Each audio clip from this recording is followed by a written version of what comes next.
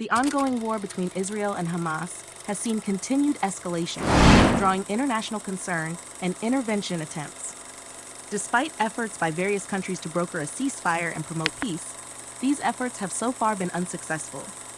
Even high-level involvement from the U.S., including statements from White House Press Secretary Karine Jean-Pierre, has failed to bring about a resolution. The situation remains tense, with countries like Qatar engaging in high-level talks in Doha to de-escalate the conflict, but these efforts have yet to yield tangible results. Palestinian factions, particularly the new leadership in certain groups, have shown little interest in agreeing to a ceasefire. Hamas, one of the key groups involved, has outright rejected such talks, causing further frustration among international mediators, including the U.S. The rejection has also prompted responses from other nations, including the UK, France, and Germany, which have issued joint statements warning Iran against escalating the conflict. These nations are wary of Iran's potential to aggravate tensions and destabilize the region further. Iran, on the other hand, appears ready to support its allies in the region, possibly through coordinated attacks alongside groups like Hezbollah. This has raised concerns about the conflict escalating into a broader regional war. The situation is reminiscent of prophecies mentioned in the Bible, particularly in the book of Ezekiel, chapter 33, where a combined attack by various nations is foretold. The killing of a key Hamas leader has already served as a significant trigger for further Iranian involvement, potentially marking the next phase of the conflict. The possibility of Russian involvement is another factor that could push the conflict to a new level. If Russia decides to intervene, it could signal a major shift, leading to a broader, more complex war.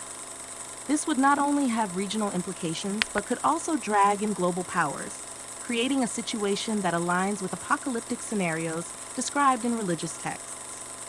On a different note, there has been significant concern about the resurgence of viral outbreaks.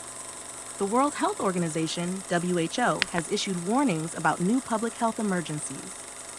The Bible, particularly in the book of Revelation, chapter 6, mentions that in the last days, we would see a convergence of war, disease, earthquakes, and famine, signs that are increasingly evident in our world today. In recent years, we have already witnessed the devastating impact of COVID-19. Now, there is growing concern about a new virus, monkeypox, which has been spreading across multiple countries. WHO has convened emergency meetings to address this outbreak, as the virus has already spread to over 160 countries. The disease, caused by a virus in the same family as smallpox, is highly contagious and has prompted global health authorities to step up surveillance and preventive measures. In some countries, like Sweden, new cases of monkeypox have been reported, raising fears of potential lockdowns similar to those implemented during the COVID-19 pandemic. Former U.S. President Donald Trump has even suggested that new lockdowns could impact upcoming elections, linking the outbreak to political strategies. The Bible's teachings in Genesis, chapter 6, describe a world corrupted and filled with violence, much like the current state of affairs. In today's world, many people are searching for a leader to solve their economic and social problems, similar to how people in the past have looked to dictators for solutions. The prophecies in Matthew chapter 24, verse 37, warn that the days leading up to the return of the Son of Man will be like the days of Noah, marked by widespread corruption and moral decay. As we approach these troubling times, it is important to hold fast to faith. The Bible promises that those who believe in Christ and live a holy life, free from sin, transgressions, and iniquities, will be saved.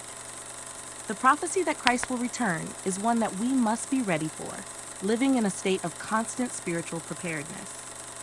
In summary, the ongoing conflicts in the Middle East, the rise of new viral outbreaks, and the general state of the world are all signs that we are living in the last days. As the Bible's prophecies come to life, we must be vigilant, faithful, and ready for the return of Christ,